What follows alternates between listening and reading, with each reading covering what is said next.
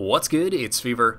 Today we'll take a look at the first playable glimpse of the Black Desert Striker, teasers of a vampire game that just screams edge, and some more Ashes of Creation information has dropped, including a crowdfunding drive, so I guess it's time to talk about it.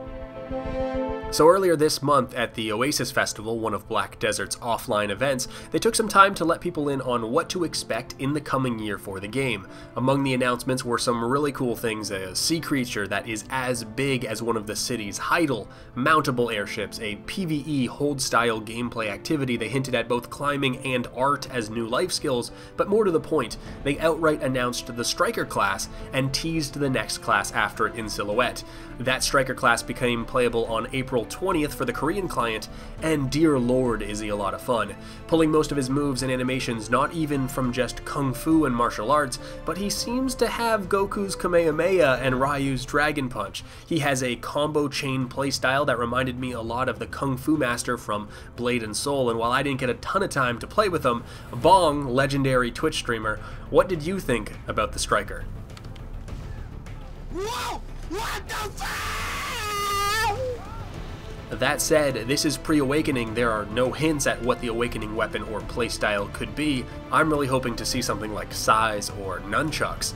Using the window of time between the Dark Knight Korean release and the North American release, we probably will see him in about 2.5 months, so make sure to reserve your Jet Li, Ip Man, and Jackie Chan names now, and start saving for weight increases for the inevitable reroll. The thing about making videos are that random people contact you to cover games that they're excited about, and in the years that I've been doing this, I have never seen as much over so little as with the recently announced Code Vein. I took a second to look into it, and I understood the excitement at first. They released a heavily stylized and unique teaser trailer, and then they end it with the hashtag Prepared to Dine, hoping to draw some hype from the iconic Dark Souls Prepare to Die. After the trailer was released, they dropped some more information about the game, and screenshots that looked nothing like the trailer, but information such as having a release on major home consoles in 2018, whatever that means. Hopefully the PC and the Nintendo Switch is included in that. Then they drive home some heavy sanguine, vampiric-like themes and elements, and build up this post-apocalyptic-ish setting, which is all good on its own, since I can't really think of games that took advantage of the vampire theme in a really good way outside of like Masquerade or the Legacy of Kain games, which were incredible. But outside of us seeing some underwhelming screenshots, a release date, some background lore, and knowing it's an action RPG made in part by some of the guys from the God Eater team, we know nothing. That hasn't stopped it from already being labeled things like an anime Bloodborne or Tokyo Ghoul meets Dark Souls, or what my expectations are probably more in line with, an edgy reskin of God Eater, but we know nothing.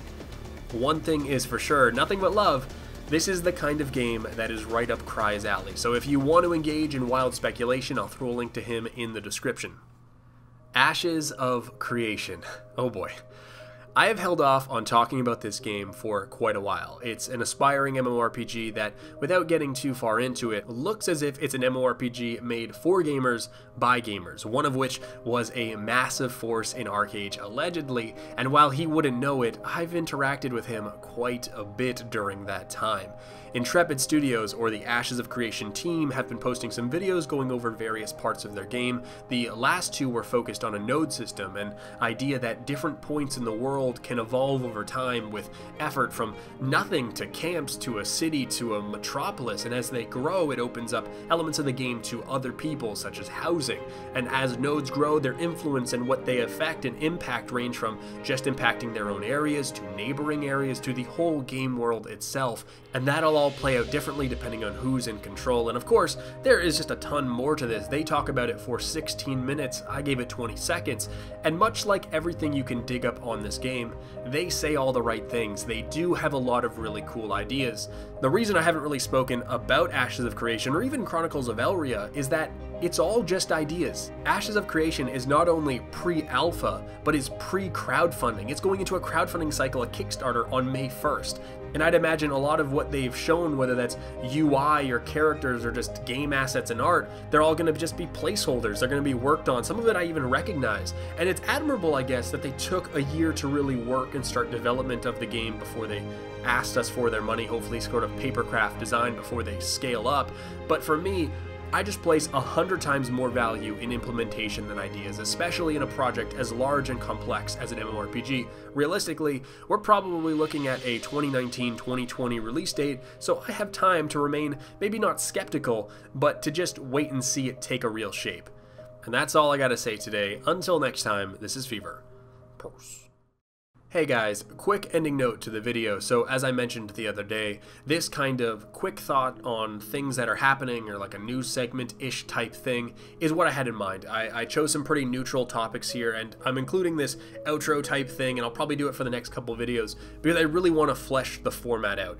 As is, the idea for now is throughout the week, I'll collect things that were interesting to me, and then make a quick video like this on the weekend, where the main focus is just what I thought about these things, and as I get more comfortable and I'm able to create a template, maybe this can be twice a week, which then makes the information more timely and relevant as news. Also, if there's something that you want me to take a look at, tweet it to me at FevirTV or hit me up in Discord. But from intro to graphics to pacing to length to video title to series names, feedback, especially in this sort of early stages of creating it. And thanks a lot, and just have a great weekend.